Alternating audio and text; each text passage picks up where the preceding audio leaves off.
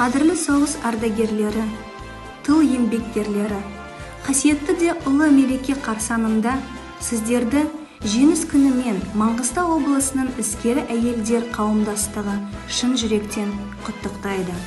Сіздерге шын көңілден денсаулық, тіршіліктің ұзақ та жарқын алаңсыз күндерін, жан шуағын, жақын адамдарыңыздың қамқорлығы мен ықыласын тілейміз. Сіздерге және отбасыларыңызға ізгіліктер мен игіліктер тілейміз. Табыстар мен сәттіліктер мол болсын. Мың алғыс сізге білдіреміз. Уважаемые ветераны, Ассоциация деловых женщин Мангыстау поздравляет вас с праздником Победы.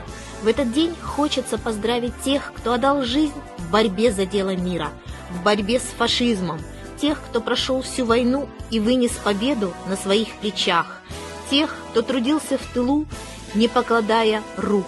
Хочется поздравить всех без исключения.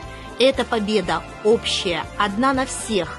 Как один на всех этот хрупкий мир, как один на всех у нас дом, наша голубая планета. С праздником всех нас!